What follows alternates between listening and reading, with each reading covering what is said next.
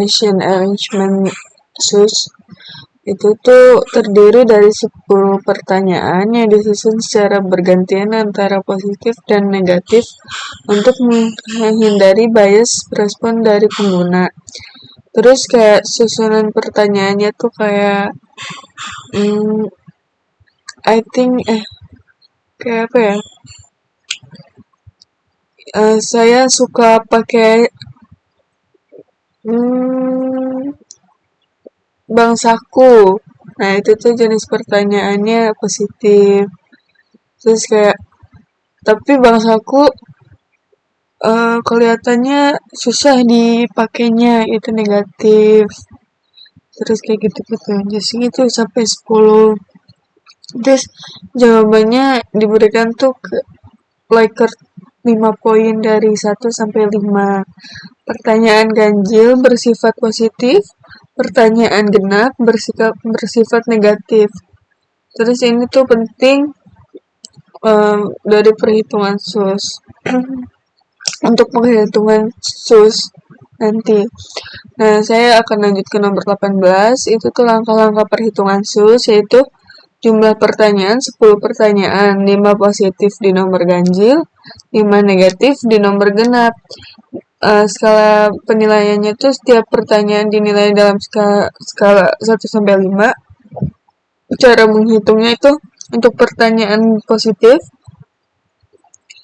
nilai kontribusi sama dengan skor jawaban minus 1, nilai kontribusi. Iya gitu. Untuk pertanyaan negatif itu nilai kontribusinya 5, skor jawaban dengan 5, nilai kontribusi 5 minus skor jawaban. Terus dijumlahin semua kontribusinya, kalikan dan itu tuh maksimal 40. Terus itu dikalikan 2,5 untuk mendapatkan skor 0 sampai 100. Jadi contoh itu kayak jawabannya misalkan 4, 2, 5, 3, 4, 2, 3, 4, 2, 4, 3, 5, 2. Maka pertanyaan ganjilnya 1, 3, 5, 7, 9 itu tuh di minus 1 semua. Terus nanti habis itu ditambahin semuanya juga. Itu kan ada hasilnya. Nah, pertanyaan genap tuh di apa ya? 5 dikurang dari jawabannya itu. Lalu terus nanti hasil itu ditambahin semua kan jadi tuh. Nah, terus nanti total kontribusinya kan ada tuh 2. Terus itu ditambahin, dijumlahin dua-duanya. Jadinya tuh skor akhir kan. Nah, skor akhir itu dikali 2,5. Nah, 2,5 per 2,5 per 2,5. Iya sih, udah gitu aja. Terus nanti hasilnya tuh misalnya di sini 75.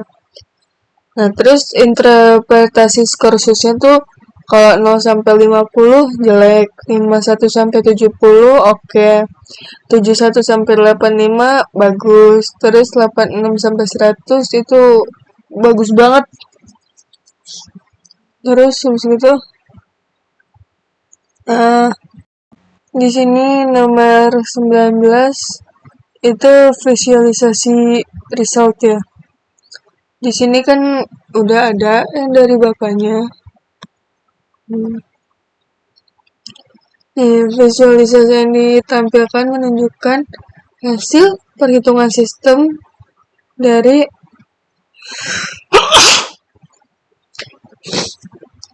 berapa nih? Dari 103 responden. Rata-rata skornya di sini. Di sini kan tuh ada 71. Dan 71 itu udah bagus kan masuknya. Nah, terus bar chartnya ini tuh ya 71. Terus tabel data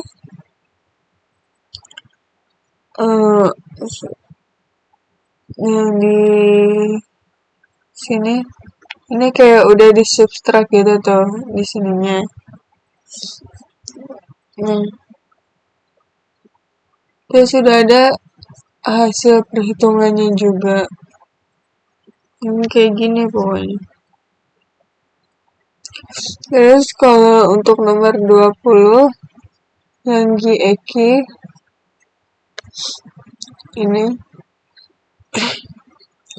ini tuh adalah mengukur pengalaman pengguna bermain game. GEQ dibagi menjadi beberapa modul, namun untuk core modul yang paling sering digunakan terdapat 7 dimensi pengalaman.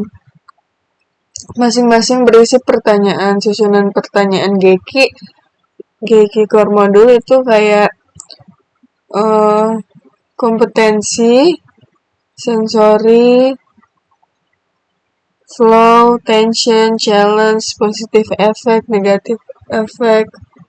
Terus kayak contoh pernyataannya tuh kayak saya merasa jago, saya merasa bisa gitu. Terus kayak saya merasa game ini tuh sangat apa sih membingungkan gitu, complicated, atau saya jadinya males gitu bikin mainnya gitu. Terus ciri penyusunan pertanyaannya tuh setiap dimensi terdiri dari 3 item, total 21 pertanyaan.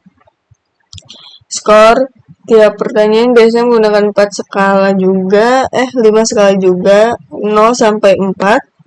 Terus penyusunan item dicampur berdasarkan urutan dimensi, maka data perlu dikelompokkan kembali menjadi analisis. Terus kayak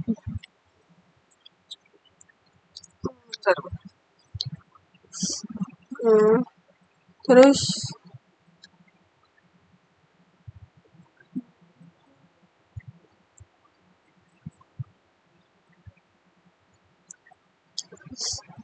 udah sih itu aja untuk susunan pertanyaannya.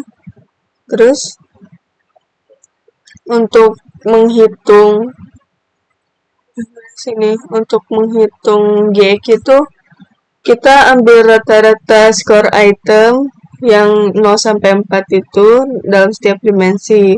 Contoh kompetensi 4, immersion 3,67 gitu-gitu aja terus. Terus contoh visualisasi GEQ itu kayak gini. Tuh. Tuh ini kan ada kompetensi 4 gitu. Nah, nanti itu dibarucatin gitu.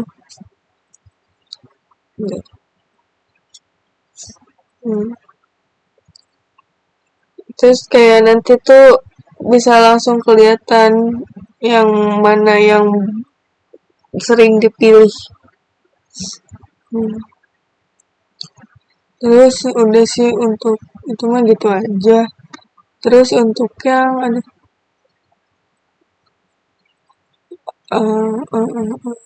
ini kan ada visualisasi. Terus ini question arrangement tuh terdiri dari 26 pertanyaan bipolar yang contohnya jelek sampai bagus gitu dengan skala -3 sangat negatif sampai +3 sangat positif. Pertanyaan dikelompokkan dalam 6 skala. Atraktif, kemudahan memahami, efisiensi, keandalan, stimulasi, sama novelty.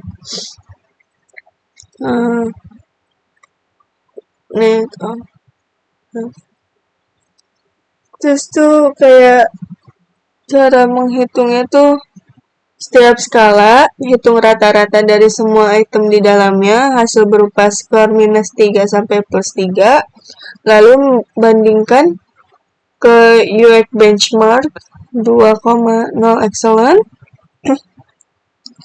1,5 tuh 1,5 sampai 2,0 tuh bagus, 0,8 sampai 1,5 itu di atas rata-rata, 0,1 sampai 0,8 itu di bawah rata-rata, minus 0, ya di bawah 0,1 itu masih udah jelek gitu. Terus contoh visualisasinya nih kayak gini. Grafik batang berwarna gini tuh. Ini kan ada 1,5 ini. Nah, tuh. Di sini ada 0,5 tuh dari lower border. Di sini tuh udah ada kayak gini. Ini tuh jadi kita bisa melihat apa ya? Baik buruknya secara langsung gitu. Kan kalau gini jadi kelihatan tuh, oh ini biasa aja nih untuk attractiveness-nya, efisiensinya bagus, dependability-nya lumayan gitu. Nah, novelty-nya agak-agak udah mau jelek gitu. Nah, udah gitu. Terus, aduh, salah. Udah sih. Sekian dari saya. Kurang lebihnya mohon maaf. Wassalamualaikum warahmatullahi wabarakatuh.